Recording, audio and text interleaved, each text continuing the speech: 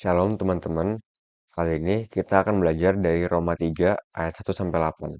Sebelum itu, marilah kita mendengarkan Alkitab suara. Jika demikian, apakah kelebihan orang Yahudi? Dan apakah gunanya sunat? Banyak sekali, dan di dalam segala hal. Pertama-tama, sebab kepada merekalah dipercayakan firman Allah. Nah, di ayat 1 dan 2, kita bisa dapat kalau kita Yahudi dan kalau kita udah disunat, artinya kita sudah bisa dipercayakan firman. Nah, kata dipercayakan itu bahasa aslinya pistayo, artinya beriman. Jadi, kalau kita sudah disunat, kita bisa beriman kepada firman itu karena kita udah bisa beriman kepada firman itu.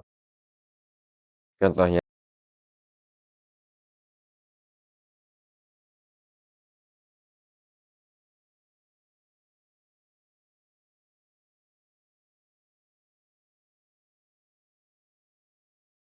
di 1 Petrus 2 ayat 6-8.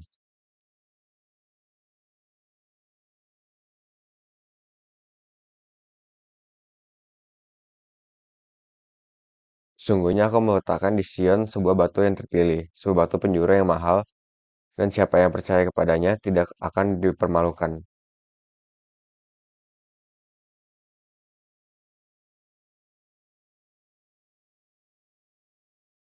Batu yang telah dibuang oleh tukang-tukang bangunan telah menjadi batu penjuru, juga telah menjadi batu sentuhan, dan suatu batu sandungan.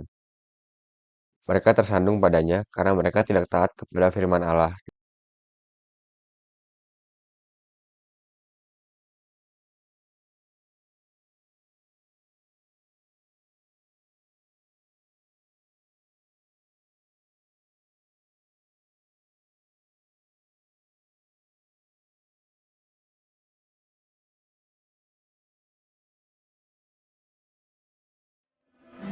Jadi bagaimana jika di antara mereka ada yang tidak setia?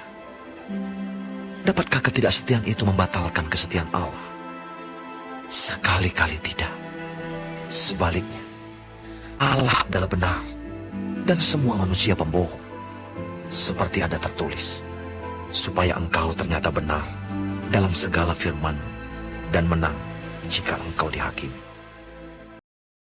Waktu seseorang tidak beriman, maka mereka juga akan memberitahu orang lain apa yang mereka percayai, sehingga mereka berdosa. Di 1 Petrus 2 ayat 6-8, kalau kita mau ngambil keputusan, harus berdasarkan batu penjuru, yaitu Tuhan Yesus.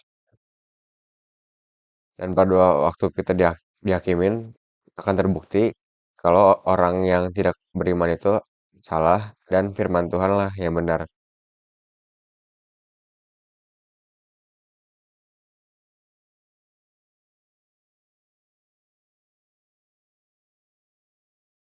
Akan terbukti kalau orang yang tidak beriman itu salah, dan firman Tuhan lah yang benar.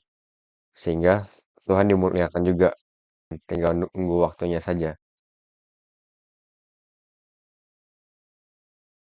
Tetapi jika ketidakbenaran kita menunjukkan kebenaran Allah, apakah yang akan kita katakan? Tidak adilkah Allah jika ia menampakkan murkanya? Akhir-akhirnya sama-sama memuliakan Tuhan.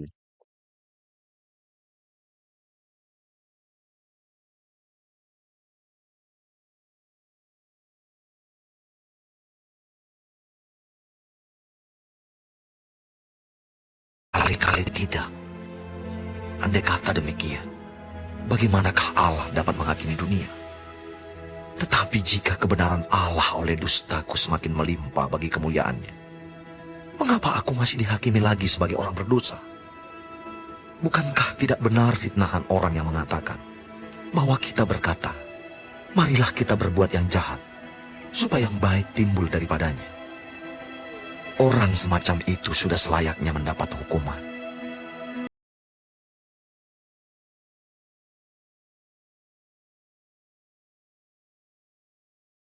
Walaupun ada benarnya di kata-kata itu, tapi ada juga tidak benar ya. Ya benar memuliakan Tuhan, tapi itu tidak hidup sesuai batu penjuru Tuhan.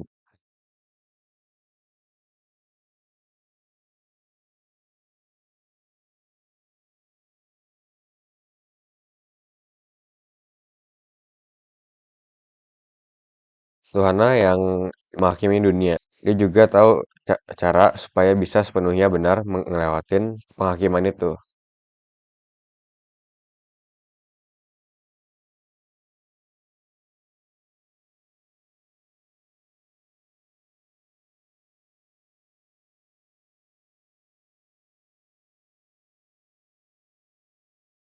Nah, aku mau tutup di 1 Petrus 2 ayat 15 sampai 16.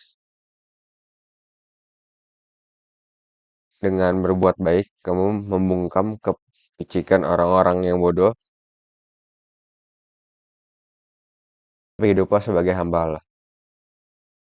Nah, kita itu udah orang Yahudi yang sudah disunat. Berarti kita sudah menjadi hamba Tuhan. Maka kita harus berlaku juga sebagai hamba Tuhan.